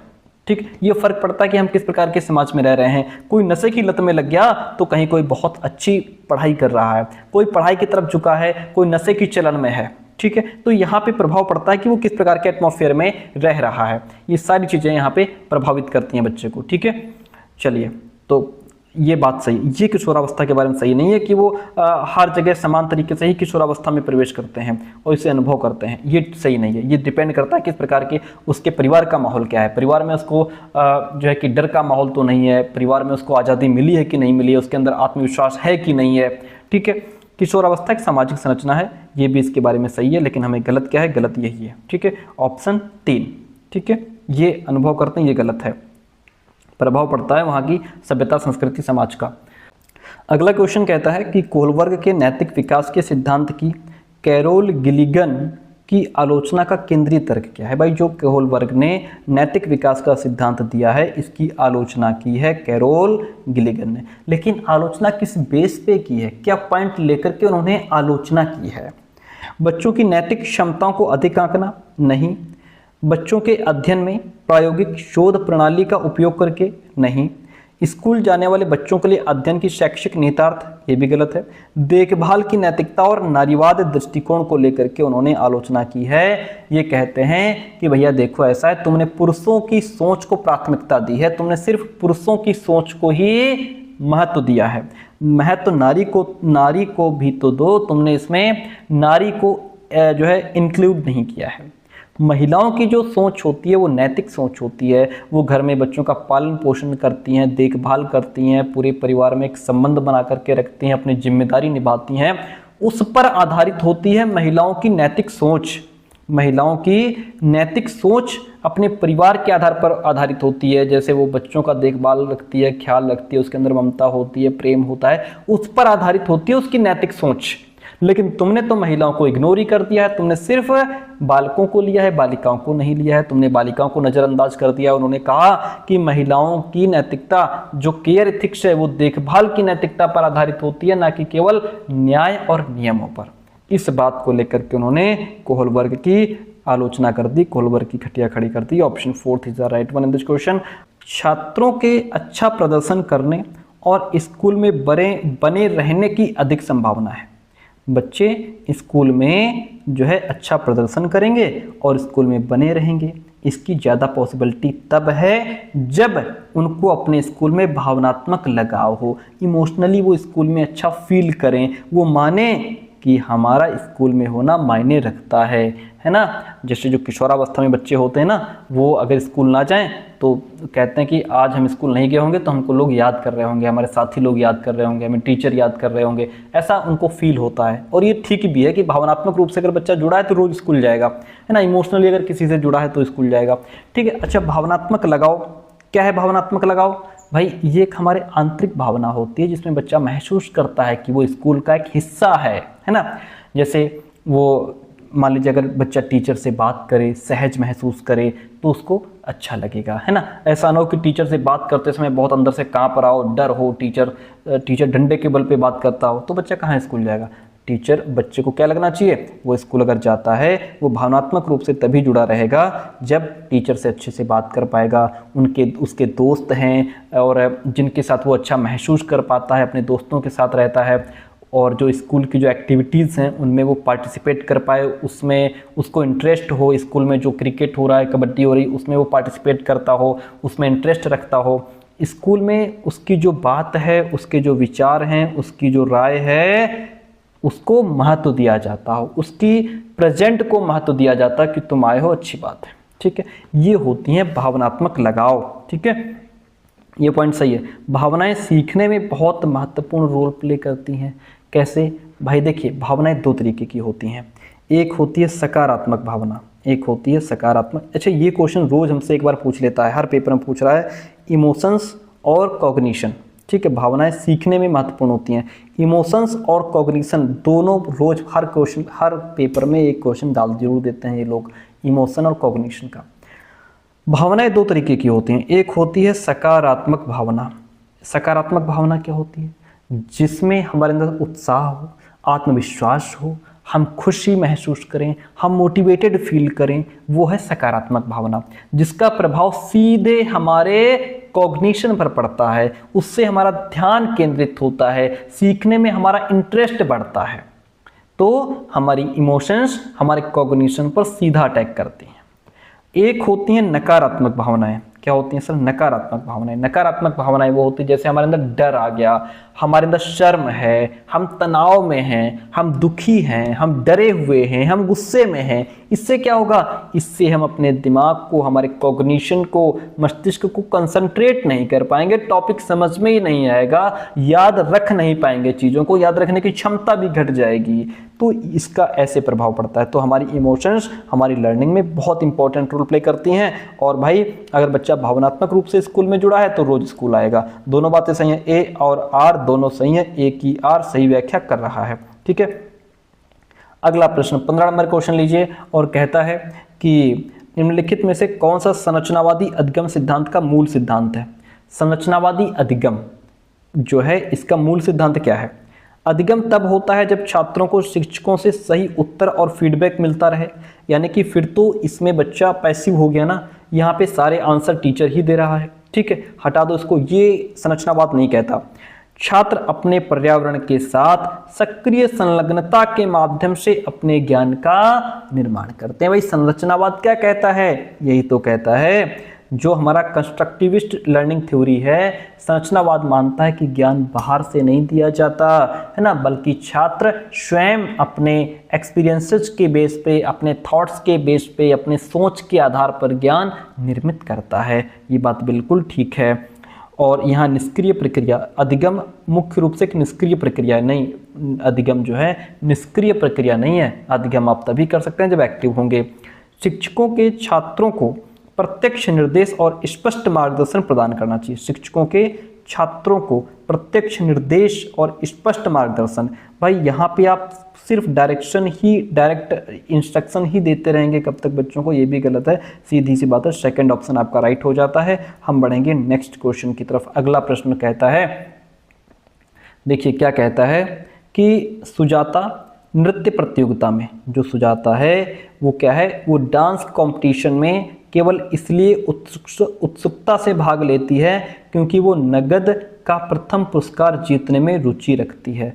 वो सिर्फ इसलिए पार्टिसिपेट कर रही है डांस कंपटीशन में कि जो नगद पुरस्कार है वो बस वो जीत जाए, चाहे उसमें जो है कुछ रुपए रखे हों या कोई चीज़ रखी हो, कि जैसे मान लीजिए तुम्हें घड़ी दी जाएगी या कोई पेन दिया जाएगा बढ़िया, या टिफ़िन दिया जाएगा, ऐसा कोई भी नगद इनाम अगर रखा है वो उसको जीतना चाहती है। ठीक है, ऐसा नहीं कि वो डांस कॉम्पिटिशन में उसका मन है या अंदर से इच्छा हो रही है, नहीं, वो सिर्फ नगद पुरस्कार जीतना चाहती है। ये जो नगद पुरस्कार जीतना चाह रही है ये क्या है? ये बाहरी रूप से प्रेरित है, महारत उन्मुख शिक्षार्थी हो गई यहाँ पे, असफलता परिहार शिक्षार्थी हो गई, या आंतरिक रूप से प्रेरित है। प्यारे दोस्तों, यहाँ पे वो बाहरी रूप से प्रेरित है। दो प्रकार की अभिप्रेरणाएं होती हैं, एक बाहरी होती है, एक आंतरिक होती है। बाहरी जैसा यहाँ पे सुजाता है, वो सिर्फ बाहर का पुरस्कार जीतने के लिए डांस कॉम्पिटिशन में हिस्सा ले रही है, यानी कि वो बाहरी रूप से प्रेरित है, उसकी अंदर से कोई इच्छा नहीं है। ऑप्शन फर्स्ट राइट हो गया। महारत उन्मुख शिक्षार्थी वो होते हैं जो अपने सब्जेक्ट्स में मास्टरी हासिल करने के लिए पढ़ाई करें, जो अंदर से उनको पढ़ने में सेटिस्फैक्शन मिले, मजा आए। जैसे कि आप सीडीपी इसलिए नहीं पढ़ रहे कि सीटेट में आपके 30/30 आ जाएं, आप सीडीपी इसलिए पढ़ रहे हैं कि आप सीडीपी के बढ़िया टीचर बने, गहराई से आपको इसका अध्ययन हो जाए, एक एक पॉइंट आपको बहुत अच्छे से आ जाए, इसलिए आप पढ़ रहे हैं। आप इसमें मास्टरी हासिल करने के लिए, इसमें महारत हासिल करने के लिए पढ़ रहे हैं। जब महारत हासिल करने के लिए पढ़ेंगे तो 30 में 30 आ ही जाएंगे। ठीक है, तो वो होते हैं महारत उन्मुख शिक्षार्थी, जो कि यहाँ पे according to the question right नहीं है। असफलता परिहार शिक्षार्थी कौन होते हैं? ऐसे विद्यार्थी जो सिर्फ फेल होने से बचने के लिए काम करें, कि यार बस ऐसा ना, बस फेल ना हो किसी कंडीशन में, है ना। वो इसलिए नहीं पढ़ते कि वो सक्सेस हो जाएं, वो सफल हो जाएं, पास हो जाएं, वो इसलिए पढ़ रहे हैं, इसलिए काम कर रहे हैं कि बस फेल होने से बच रहे हैं। जैसे आप कहें कि सीटेट में बस हमारे 90 नंबर आ जाएं, बाकी एक नंबर भले फालतू ना है, बस हम फेल होने से बच जाएं, ये होता है असफलता परिहार शिक्षार्थी। आंतरिक रूप से प्रेरित वो होता है जो जैसे कि अपने उसकी इच्छा है काम को करने की, उसका मन है। जैसे सुजाता अगर यहाँ पे कहती कि वो डांस कंपटीशन में हिस्सा ले रही है क्योंकि उसका मन है, ठीक है, उसको इनाम मिले ना मिले कोई फर्क नहीं पड़ता, सिर्फ उसका मन है, तो वो होती आंतरिक रूप से प्रेरित। लेकिन वो पुरस्कार पाने के लिए यहाँ पे डांस कंपटीशन में हिस्सा ले रही है तो वो बाहरी रूप से प्रेरित है, इसलिए ऑप्शन फर्स्ट राइट हो जाता है। हम बढ़ते हैं नेक्स्ट क्वेश्चन की तरफ। 17 नंबर क्वेश्चन आपके सामने। क्वेश्चन कहता है, क्या कहता है क्वेश्चन, कि एक माध्यमिक स्कूल शिक्षक छात्रों को कॉन्सेप्ट्स और वास्तविक दुनिया के अनुप्रयोगों के बीच संबंध बनाने में मदद करके सार्थक सीखने को सक्षम बनाना चाहता है। एक माध्यमिक स्कूल का टीचर है, वो बालकों को जो कॉन्सेप्ट्स हैं वो और प्लस जो उनका रियल लाइफ है उससे जोड़ करके चीज़ों को पढ़ाना चाहता है, ठीक है, उससे सीखने में मदद करना चाहता है। निम्नलिखित में से कौन सी गतिविधि एक उपयुक्त शैक्षिक रणनीति होगी? कौन सा इसमें जो है वो बेस्ट स्ट्रेटजी होगा? विद्यार्थियों से बहुविकल्पीय प्रश्नों वाली कार्य पत्रक पूरी करने को कहें। अगर सिर्फ बहुविकल्पीय प्रश्न बच्चों को देंगे, ये रोट लर्निंग पर बेस्ड हो जाएगा, ये रोट लर्निंग पर बेस्ड हो जाएगा, इसलिए ये कट गया। विद्यार्थियों को उद्दीपक प्रतिक्रिया अनुबंध की विधि द्वारा सीखने को कहें, ये हमारा व्यवहारवादी दृष्टिकोण है, ये बिहेवियरिज्म पर बेस्ड है, ठीक है। इसमें क्या होता है, इसमें प्रतिक्रिया आधारित अभ्यास होता है, रिस्पॉन्स पर बेस्ड होता है, ना कि गहराई से सोचने पर या कल्पना से जुड़ता है। ये भी गलत हो जाएगा। हमें यहाँ पे क्या करना है, जहाँ पे बच्चा गहराई से चीज़ों को समझे, रियल जो हमारा रियल वर्ल्ड है उससे कनेक्ट कर पाए अपने कॉन्सेप्ट को। छात्रों को छोटे समूहों में वर्तमान मुद्दे पर शोध करने दें और अपने निष्कर्ष कक्षा में प्रस्तुत करें। ये बात बिल्कुल ठीक है सर। इसका मतलब क्या है, इसका मतलब ये है कि यहाँ पे बच्चा जो है वो छोटे समूहों में, यानी कि वो उनको छोटे छोटे ग्रुप्स में डिवाइड कर दिया गया है। इससे एक तो जो कोलैबोरेटिव लर्निंग है वो डेवलप होगी बच्चे के अंदर, और फिर हम उनको कह रहे हैं कि वर्तमान मुद्दा जो भी है हमारे देश में, जो भी वर्तमान मुद्दा चल रहा है, वर्तमान मुद्दे ऐसे होते हैं जैसे जो हमारे जो भी टॉपिक हों, है ना, जो भी घटनाएं हैं, जो प्रॉब्लम्स हैं, जो आज के समय में हमारे समाज, हमारे देश या वर्ल्ड लेवल पर जो घटित हो रही हैं, उनकी बात हम करें, है ना। जैसे आजकल ट्रंप जो है वो टैरिफ को लेकर के बहुत बात कर रहे हैं, तो हम बच्चों को कह सकते हैं कि टैरिफ पर बात करो, तो ये वर्तमान मुद्दा है, ठीक है। या जैसे जगह जगह बाढ़ आ रही है, उसके बारे में कि जो बाढ़ है उस पर बालक बात करें, ठीक है। इस तरीके के जो करंट मुद्दे हैं उन पर बात होनी चाहिए, ठीक है। उस पर बच्चे शोध करें और फिर शोध करने के बाद फिर अपना निष्कर्ष निकालें, फिर उसमें अपना कंक्लूजन दें, अपने विचार कक्षा में बच्चे प्रस्तुत करें। इससे क्या होगा, इससे बच्चे जो रियल वर्ल्ड है, जो वास्तविक दुनिया है, उसको समझ पाएंगे। इससे बच्चा अपने कॉन्सेप्ट और वास्तविक दुनिया के जो अनुप्रयोग, उनके बीच क्या कर पाएगा, रिलेशन बना पाएगा बच्चा, ठीक है। ये बेस्ट ऑप्शन हमारा हो जाता है। छात्रों को नियम और परिभाषाएं याद करने दें, ये फिर वही रोट लर्निंग की बात हो गई। इससे ना तो कभी इमेजिनेशन पावर बढ़ती है बच्चे की, ना ही वो वास्तविक दुनिया से संबंध बना पाते हैं। बेस्ट ऑप्शन हमारा 3 नंबर हो गया। हम बढ़ेंगे नेक्स्ट क्वेश्चन की बात करेंगे। अगला प्रश्न हमसे कहता है, रचनात्मक मूल्यांकन के लिए काम की प्रगति को दर्शाते पोर्टफोलियो एक प्रभावी प्रणाली है, क्यों? देखिए, रचनात्मक मूल्यांकन के लिए हमारा जो भी वर्क है उसकी प्रोग्रेस को दिखाने के लिए पोर्टफोलियो जो है ना, वो एक बहुत अच्छी चीज़ है, एक प्रभावी प्रणाली है। सर पोर्टफोलियो समझा दो पहले। देखिए, पोर्टफोलियो क्या होता है पहले दोस्तों? पोर्टफोलियो एक ऐसा कलेक्शन होता है, एक ऐसा संग्रह होता है, एक ऐसा दस्तावेज होता है जिसमें किसी भी बालक के द्वारा एक निश्चित समय में जो भी उसने काम किए हैं, बालक ने जो भी प्रोजेक्ट बनाए हैं, जो भी एक्टिविटीज़ की हैं, बच्चे का सोच विचार, है ना, और उसने जो भी क्रिएटिविटी की हैं, उसका जो भी लर्निंग प्रोसेस है, वो सारा कुछ इसमें कलेक्ट किया जाता है। ये एक ऐसा दस्तावेज है पोर्टफोलियो, जो छात्र की जो लर्निंग जर्नी रही है ना, कि बच्चे ने जैसे सीखा है, ठीक है, उसको दिखाता है। ये उसका सारा डाटा इसमें लिखा जाता है, ठीक है। पोर्टफोलियो हमारा सिर्फ फाइनल रिजल्ट नहीं दिखाता, पोर्टफोलियो सिर्फ फाइनल रिजल्ट नहीं दिखाता प्यारे दोस्तों, ये दिखाता है कि छात्र कैसे सीख रहा है, कैसे सोच रहा है, कैसे फिर उसमें इम्प्रूवमेंट कर रहा है। इसलिए ये रचनात्मक मूल्यांकन के लिए बहुत उपयोगी होता है। अब पोर्टफोलियो समझ लिया, अब क्वेश्चन का आंसर कीजिए। रचनात्मक मूल्यांकन के लिए काम का जो प्रोग्रेस है उसको दिखाने के लिए पोर्टफोलियो एक प्रभावी प्रणाली है। क्यों प्रभावी है? क्योंकि वे मूल्यांकन की प्रक्रिया में छात्रों को शामिल करते हैं, या फिर वे व्यक्तिगत छात्रों की प्रगति के बारे में अंतर्दृष्टि प्रदान करते हैं। यहाँ पे शिक्षक ये समझ पाते हैं कि छात्र किस क्षेत्र में सुधार कर रहे हैं, ठीक है। तो ये भी ठीक है। यहाँ पे वे मुख्य रूप से अंतिम उत्पाद की प्रस्तुति पर ध्यान केंद्रित करते हैं। ये जो अंतिम उत्पाद की बात कर रहा है, ये क्या है? ये रचनात्मक मूल्यांकन नहीं है, ये समेटिव असेसमेंट है। क्या है? ये हमारा समेटिव असेसमेंट है, ठीक है। रचनात्मक मूल्यांकन प्रक्रिया पर केंद्रित होता है, ना कि सिर्फ अंतिम उत्पाद पर, ठीक है। ये यहाँ से हट जाएगा। वे छात्र अधिगम के ठोस सबूत पेश करते हैं, ये तो बात बिल्कुल ठीक है।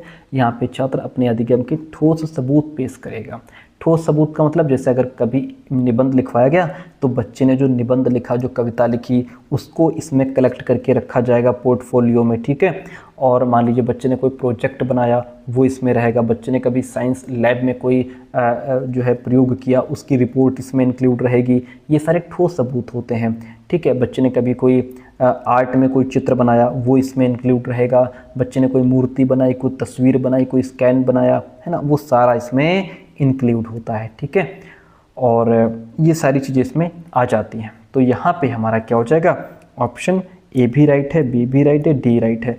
ये सिर्फ अंतिम उत्पाद की बात नहीं करता, ये हट जाएगा, बाकी ए बी डी ऑप्शन हमारे राइट हो जाएगा प्यारे दोस्तों, ठीक है। चलिए अगला प्रश्न लेते हैं और प्रश्न हमसे कहता है शिक्षार्थियों के बीच व्यक्तिगत भिन्नताओं को संबोधित करने के लिए एक शिक्षक को क्या चाहिए। भाई जो बालक हैं हमारी क्लास में ना, वो क्या हैं, उनके अंदर व्यक्तिगत भिन्नता होती है। क्या होती है, उनके अंदर व्यक्तिगत भिन्नता होती है। बच्चे अलग अलग जाति, धर्म, समूह, समुदाय से आते हैं, अलग अलग भाषा बोलने वाले, अलग अलग कल्चर के बच्चे होते हैं, तो ये व्यक्तिगत भिन्नता होती है। व्यक्तिगत भिन्नताओं को नज़रअंदाज कर देना चाहिए, ये तो गलत बात है। हम नज़रअंदाज कभी नहीं करेंगे, हम व्यक्तिगत भिन्नता को अनदेखा नहीं करेंगे। हम क्या करेंगे, जो व्यक्तिगत भिन्नता है उसी के हिसाब से बच्चों को पढ़ाएंगे, ठीक है। भिन्नताओं को मानव विविधता की प्रत्यक्ष विशेषता के रूप में मानना चाहिए। ये बात बिल्कुल सही है कि जो भिन्नताएं हैं ये मानव विविधता की एक प्रत्यक्ष विशेषता है। प्रत्यक्ष विशेषता यानी कि ये जो पॉइंट ऑफ व्यू है, ये जो है कि ये कहता है कि हर विद्यार्थी अलग होता है, उसकी सीखने की जो स्पीड है वो अलग होती है, उसका इंटरेस्ट अलग होता है, बैकग्राउंड तो अलग अलग बैकग्राउंड से तो आए ही हैं, उनका समझने का तरीका सब कुछ अलग होता है। तो एक टीचर को इसे मानव विविधता का एक स्वाभाविक हिस्सा मानना चाहिए, ना कि कोई समस्या। हम ये ना कहें कि अरे यार अलग अलग भाषा बोलने वाले बच्चे आ गए, अब सबको हम अलग अलग कैसे पढ़ाएंगे, एक बहुत पढ़ने में तेज है, एक स्लो है, एक तो मंदबुद्धि बैठा है, हम इनको कैसे पढ़ाएंगे। ये नहीं होना चाहिए, ये कोई समस्या नहीं है। हम उनको उनके हिसाब से इंडिविजुअल डिफरेंसेस के बेस पे बच्चों को सिखाएं, ठीक है। तो यहाँ पे ये तो बात ठीक है। सभी शिक्षार्थियों के लिए एक अनम्य और समान पाठ्यक्रम लागू करना चाहिए, ये तो गलत हो जाएगा ना भाई। अलग अलग सीखने वाले बच्चे हैं बेचारे, तुम पाठ्यक्रम सबके लिए सेम अपना रहे हो, ये गलत बात है। मतभेदों को असामान्य और एक प्रकार की कमी, हम कमी इसको कभी नहीं समझेंगे, इसलिए ये भी गलत हो जाएगा। बेस्ट ऑप्शन ये है कि जो भिन्नताएं हैं ये मानव विविधता की प्रत्यक्ष विशेषता के रूप में हम इसको मानेंगे, इसलिए ऑप्शन में जो सेकंड है वह राइट हो जाता है। और हम बढ़ेंगे नेक्स्ट क्वेश्चन की तरफ। अगला प्रश्न लेते हैं और प्रश्न हमसे कहता है, क्या कहता है कि लेवाइगोत्स्की के अनुसार बच्चे डैश के साथ अंतःक्रिया के अनुभव से लाभान्वित होते हैं और उन कार्यों को कर पाते हैं जो उनके समीप दूराभिमुख विकास के क्षेत्र के डैश है।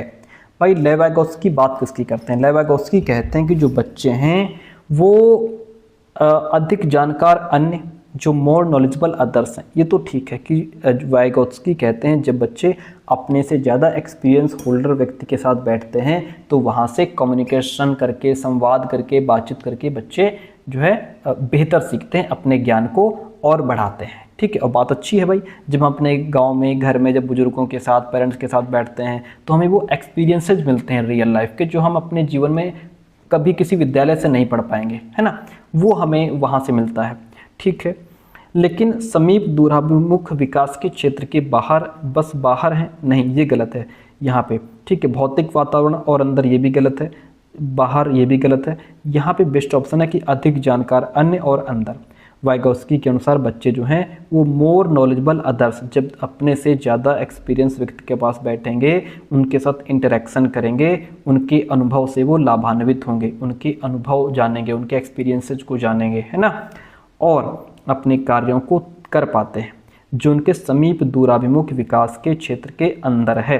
यानी कि वो ऐसा काम जो उनकी जैसे मान लीजिए ZPD, जो जोन ऑफ प्रॉक्सिमल डेवलपमेंट की बात हो रही है, आइए इसको मैं डिटेल में समझा देता हूँ। जोन ऑफ प्रॉक्सिमल डेवलपमेंट यानी कि ये देखिए यहाँ पे जैसे बच्चा जो है, बच्चे के पास जो काम है, यहाँ पे बच्चा अपने काम को अपने आप कर पा रहा है। फिर एक स्टेज होती है कि बच्चा बिल्कुल काम नहीं कर पाता है, एक स्टेज होती है कि जहाँ पे बच्चे को अगर कोई दूसरा हेल्प कर दे, मोर नॉलेजेबल अदर्स, जो बच्चे से ज़्यादा जानता है वो अगर यहाँ पे बच्चे की हेल्प कर दे तो बच्चा उस काम को कर लेगा, ठीक है। ये वो स्टेज होती है, ठीक है। तो जब वो बच्चे के अंदर रहेगा तब बच्चा बेहतर कर पाएगा।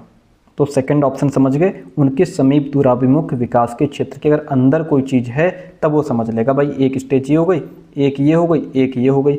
यहाँ बच्चा अपने आप काम कर रहा है, यहाँ बिल्कुल नहीं कर पा रहा है, यहाँ दूसरे की हेल्प से, मोर नॉलेजेबल अदर्स की हेल्प से कर रहा है। तो ये क्या है, ये अंदर है, ये बाहर नहीं है, ये अंदर है। तो जब समीप दूराभिमुख विकास का जो क्षेत्र है जब ये इसके अंदर होगा तब बच्चा बेहतर सीख पाएगा। इसलिए ऑप्शन 4 यहाँ पे राइट हो गया। अगला प्रश्न लीजिए। अगला प्रश्न आपसे कहता है, क्या कहता है कि आलोक निम्नलिखित व्यवहार दिखाता है। क्या व्यवहार दिखा रहा है भाई? पढ़ते समय सिर को अजीब स्थिति में पकड़ना, पढ़ते समय अपनी खोपड़ी पकड़ लेता है, आँखों को बार बार मूंद लेता है, बंद कर लेता है और आँखों को रगड़ने लगता है, आँखों की लाली सूजन, अक्षर पहचान में भ्रमित हो जाता है, फिर वो उसकी आंखें सूज जाती हैं, लाल हो जाती हैं, आंखें बार बार बंद करता है, आंखों को रगड़ता है, यानी कि बच्चे को क्या है, आंखों में दिक्कत है। यह किसके संभावित लक्षण हो सकते हैं? सिंपल सी बात है, ये बच्चे को जो है भाषा की समस्या तो इसमें है नहीं भाई, उसकी आंखें लाल हो रही हैं, सूज रही हैं, इसमें ASD भी नहीं है, इसमें दृष्टि संबंधी समस्या है बच्चे को, क्या है यहाँ बच्चे को विजुअल प्रॉब्लम है, बच्चे को यहाँ देखने में दिक्कत हो रही है, तभी उसकी आंखें लाल हो रही हैं, सूज रही हैं। Option 4 is the right one in this question. ठीक है, अच्छा अब यहाँ पे ये जो है भाषा की समझ की समस्या, ये अफेजिया से जुड़ा है। ये किससे जुड़ा है? ये अफेजिया से जुड़ा है। श्वलीनता विकार जो है ये क्या है? श्वलीनता विकार जो ऑटिज्म स्पेक्ट्रम डिसऑर्डर, यानी ये क्या है, ये हमारा ASD है, जिसमें बच्चा समाज के लोगों के साथ बातचीत करने में, कम्युनिकेशन करने में और उसको अपना व्यवहार करने में कठिनाई होती है ना, आई टू आई कांटेक्ट नहीं कर पाता, कुछ चीज़ों को बार बार रिपीट करता है बिना मतलब के, है ना, दूसरों के साथ खेलने में वो अच्छा फील नहीं कर पाता, अपनी जो बात है उसको बड़ा मुश्किल से रख पाता है, ये सारी चीज़ें, संचार कम्युनिकेशन नहीं कर पाता, ये दोनों ही ASD की क्या है, विशेषताएँ हैं। ठीक है, ये अफेजिया है, ये हमारा दृष्टि संबंधी समस्या है। Option 4 is the right one in this question. अगला प्रश्न लीजिए। अगला प्रश्न आपसे कहता है कि पाठ्यपुस्तकों और मीडिया में विभिन्न जेंडर का प्रतिनिधित्व कितना और किस तरीके से किया जाता है।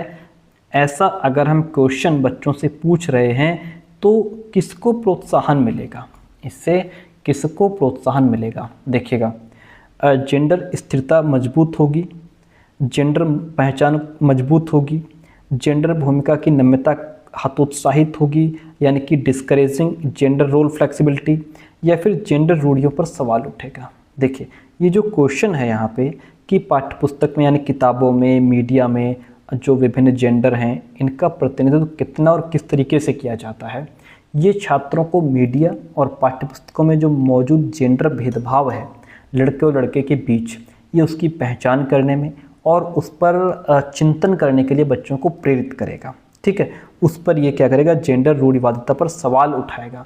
ये एक आलोचनात्मक यहाँ पे शिक्षा का उद्देश्य दिख रहा है हमको। ठीक है, तो ये क्या है, ये जेंडर रूढ़ियों पर सवाल उठाएगा। Option 4 is the right one in this question. अगला प्रश्न लीजिएगा। 23 नंबर क्वेश्चन कहता है, एक प्रगतिशील कक्षा में आकलन डैश होता है। कैसा आकलन होता है? यहाँ पे वस्तुनिष्ठ होता है, ऑब्जेक्टिव होता है, समेटिव होता है, नॉर्मेटिव होता है, फिर डायनामिक होता है। प्यारे दोस्तों, यहाँ पे देखिएगा, जो एक प्रोग्रेसिव एजुकेशन है, जो प्रोग्रेसिव क्लासरूम है, यहाँ बच्चे का जो आकलन होता है वो डायनामिक होता है, गतिशील होता है। गतिशील का मतलब ये है कि यहाँ पे देखा जाता है, समझा जाता है कि बच्चा समय के अनुसार उसमें कैसे प्रोग्रेस हो रही है। ठीक है, गतिशील मूल्यांकन क्या होता है?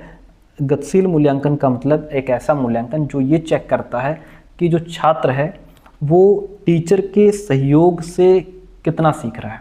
टीचर अगर उसको संकेत दे रहा है, टीचर अगर यहाँ पे एक फैसिलिटेटर की भूमिका दे रहा है, गाइड की भूमिका दे रहा है, तब बालक कितना सीख पा रहा है और प्रोग्रेस कैसे कर रहा है। ठीक है, वो होता है गतिशील मूल्यांकन। ठीक है, और जो गतिशील मूल्यांकन है ये वाइगोत्स्की के ZPD जो सिद्धांत अभी हमने पीछे बताया, ये उस पर डिपेंड करता है। ठीक है, गतिशील मूल्यांकन जो होता है इसमें शिक्षक ये देखते हैं कि छात्र को संकेत देने पर और जो थोड़ा मार्गदर्शन देने पर बच्चा कितना सीख लेता है। ठीक है, और समेटिव असेसमेंट की बात करें, योगात्मक की बात करें, तो ये मूल्यांकन जो है पूरा जब सत्र खत्म हो जाता है तो सत्र के लास्ट में दिया जाता है। योगात्मक मूल्यांकन, इसके आधार पर बालकों को ग्रेड प्रदान की जाती है।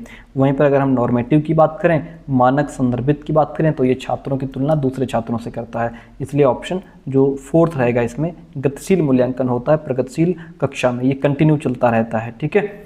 और अगला प्रश्न कहता है कि निम्नलिखित में से कौन सा एक ऐसे प्रश्न का उदाहरण है जिसमें छात्रों को जानकारी का विश्लेषण करने की आवश्यकता होती है।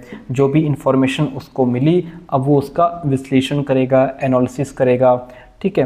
तो यहाँ पे कह रहा है कि कौन सा एक ऐसे प्रश्न का उदाहरण है, ठीक है, जिसमें बच्चा एनालिसिस कर रहा है। तो ये जो एनालिसिस है, ये जो विश्लेषणात्मक प्रश्न होते हैं, जहाँ बालक विचार करे, दिमाग लगाए, गहराई से सोचे, वो होते हैं विश्लेषणात्मक प्रश्न, ठीक है। पहला पॉइंट है कि टू किल अ मॉकिंग बर्ड उपन्यास का विषय क्या है। ये तो फैक्ट बेस्ड क्वेश्चन हो गया, इसमें बच्चा दिमाग नहीं लगाएगा, सीधे आंसर बता देगा कि इसका सब्जेक्ट क्या है। टू किल अ मॉकिंग बर्ड में लेखक प्रतीकवाद का उपयोग कैसे करता है। ये क्वेश्चन जो है हमारा, ये विश्लेषणात्मक प्रश्न है, इसमें बच्चा विश्लेषण करेगा, ठीक है। इसमें बच्चा विश्लेषण करेगा, कैसे विश्लेषण करेगा, इसमें बालक को उपन्यास पढ़ करके ये समझना होगा कि लेखक ने किस प्रतीक, ये जो बात हो रही है ना यहाँ पे प्रतीक की, ये जो सिंबोलिज्म की बात हो रही है, इसमें बालक ये पढ़ करके ये समझना होगा उसको कि लेखक ने किस सिंबोलिज्म का किस संदर्भ में प्रयोग किया है और फिर उसका अर्थ क्या है। इसमें केवल इंफॉर्मेशन नहीं है, इसमें बच्चा एक्सप्लेन करेगा, एनालिसिस करेगा, फिर बता पाएगा, उसको पढ़ना भी पड़ेगा। इसमें अगर ये पूछ लें कि टू किल अ मॉकिंग बर्ड का नायक कौन है, तो मॉकिंग बर्ड का नायक कौन है, तो आंसर सीधे बता देगा, है ना। और उपन्यास कथानक क्या है, ये भी बच्चा सीधे बता देगा, इसमें भी विश्लेषण नहीं है, विश्लेषण इसमें है, ठीक है। Second option is the right one this question. अगला प्रश्न लीजिए, और प्रश्न कहता है कि देखिएगा, एक बच्चा किसी काम को करने में जितना कम सक्षम होता है, शिक्षकों को उतने ही अधिक संकेत और इशारे देने चाहिए। बिल्कुल बात सही भाई, बच्चा जो है बेचारा अभी काम को करने में पूरा सक्षम नहीं, थोड़ा कम सक्षम है, तो यहाँ पे टीचर उसको ज़्यादा हेल्प करे, संकेत करे, इशारे करे, उसको गाइड करे। Very good. और जैसे जैसे बच्चा अधिक से अधिक कर सकता है, शिक्षक को कम से कम मदद करनी चाहिए। बहुत अच्छी बात है, अगर बच्चा ज़्यादा काम कर रहा है तो आप कम हेल्प करो बच्चे की, है ना। बहुत अच्छी बात है भाई, जब कम कर पा रहा था तो टीचर को ज़्यादा हेल्प करनी चाहिए, जब बच्चा ज़्यादा कर पा रहा है तो टीचर को यहाँ पे अपना हाथ थोड़ा पीछे खींच लेना चाहिए, ठीक है। बहुत बढ़िया बात, बच्चे को खुद करने दो। बुद्धि को बुद्धि लब्धि की गणना करके सटीक रूप से नहीं मापा जा सकता। वेरी गुड, बात बहुत सही है भैया, कि बुद्धि को केवल IQ लेवल तक ही, IQ स्कोर तक सीमित नहीं होती बुद्धि, इसमें समस्या समाधान, क्रिएटिविटी, भावनात्मक बुद्धिमत्ता, कई सारे आयाम होते हैं, ठीक है। तो बात तो ये सही है, लेकिन ये इसको एक्सप्लेन नहीं कर रहा है। यहाँ पे कह रहा है कि टीचर जब बच्चा कम सीख रहा है तो टीचर ज़्यादा हेल्प करे, जब ज़्यादा सीख रहा है तो कम हेल्प करे। और यहाँ बात हो गई बुद्धि की, ये इसको एक्सप्लेन नहीं कर रहा है। पॉइंट दोनों सही हैं आपके, ए और आर दोनों सही हैं, लेकिन यहाँ पे ए की आर सही व्याख्या नहीं कर रहा है, ठीक है। इसलिए फर्स्ट ऑप्शन राइट हो जाएगा। अगला प्रश्न लीजिए भाई, 26 नंबर क्वेश्चन आपके सामने है। निम्नलिखित में से कौन सा एक महारत लक्ष्य अभिविन्यास का वर्णन करता है। मैंने क्या कहा था आपसे, मास्टरी गोल ओरिएंटेशन का मतलब होता है जहां बच्चा क्या करे, जहां बच्चा उस सब्जेक्ट में, उस विषय में महारत हासिल करने के लिए पढ़े उसको, ठीक है। देखिए, किसी काम को, किसी कार्य के लिए अपनी कौशल और समझ को सुधारने पर ध्यान देना। जब बच्चा महारत हासिल करने के लिए पढ़ता है तो वो अपने काम में स्किल्स डेवलप करना चाहता है, अपनी समझ को सुधारना चाहता है, इसीलिए उस पर ध्यान दे रहा है, इसीलिए पढ़ रहा है। बात बिल्कुल ठीक है। बाहरी पुरस्कार प्राप्त करने के लिए नहीं, जो बच्चा महारत हासिल करने के लिए पढ़ रहा है उसको बाहरी पुरस्कार से मतलब नहीं है। CDP में 30 में 30 आए या ना आए, हमको CDP बहुत डीप में पढ़नी है, बहुत गहराई से पढ़नी है। इसीलिए मैं आपको हर एक शब्द का मतलब समझा देता हूँ, हर एक जो इसमें ऑप्शंस हैं, हर एक ऑप्शन का मतलब समझा देता हूँ, ताकि आप बेहतर तरीके से सीख जाओ। जो मैं क्लासेस आपको करवा रहा हूँ, जब ये सारे PYQs आप सॉल्व कर लेंगे तो ये मान के चलिए कि थ्योरी का आपको टी भी नहीं पढ़ना पड़ेगा, एक शब्द नहीं पढ़ना पड़ेगा, और क्वेश्चन पेपर को बहुत अच्छे से सॉल्व करोगे। 120 प्लस नंबर लेकर के आओगे जब आप इस तरीके से पढ़ोगे, जैसे मैं आपको समझा रहा हूँ, एक एक वर्ड का मतलब समझा करके। वही होता है मास्टरी गोल ओरिएंटेशन। बाहरी पुरस्कार प्राप्त करने के लिए उच्च ग्रेड प्राप्त ध्यान देना ये मास्टरी गोल नहीं है, ठीक है, ये गलत है। अपमान के डर से असफलता से बचना ये भी नहीं है। दूसरों के साथ कंपटीशन ये भी नहीं है। क्या है मास्टरी गोल ओरिएंटेशन का मतलब? जब आप अपनी स्किल्स को डेवलप करना चाह रहे हैं, अपनी समझ को बेहतर बनाना चाह रहे हैं। ऑप्शन फर्स्ट राइट हो जाएगा। अगला प्रश्न आपसे कहता है निम्नलिखित में से कौन सी प्रक्रिया, कौन सा प्रोसेस वातावरण से प्राप्त जानकारी, जो इंफॉर्मेशन आपको एटमॉस्फेयर से मिली है, उसका अर्थ का निर्माण कर पाएं आप और इसे अपनी मेमोरी में क्या कर पाएं? अपनी मेमोरी में संग्रहित कर पाएं। ठीक है, कब कर पाएंगे आप? जब आप क्षय हो जाएगा आपका, यानी नुकसान, कहीं से कोई कमी है या भूल रहे हैं चीज़ों को, तब आप अर्थ निर्माण कर पाएंगे। तब आप उस अर्थ का निर्माण नहीं कर पाएंगे, उस इंफॉर्मेशन का एनालिसिस नहीं कर पाएंगे। ठीक है, और पुनर्प्राप्ति या फिर ध्यान देना, जब हम चीज़ों पर ध्यान देंगे, जब हम चीज़ों पर अटेंशन देंगे, तभी हम क्या कर पाएंगे? जो भी एटमॉस्फेयर से हमने जानकारी प्राप्त की है उसको अपने दिमाग में उतार पाएंगे। ठीक है, ध्यान देने से क्या होता है? हम अपने थॉट्स, हमारे इमोशंस, हमारा उद्देश्य क्या है, उसके हिसाब से इंफॉर्मेशन का एनालिसिस कर पाते हैं। ठीक है, और फिर उसे अपनी मेमोरी में आसानी से ट्रांसफ़र भी कर पाते हैं कि उसके पीछे हमारा उद्देश्य क्या है। अगर हम ध्यान नहीं दे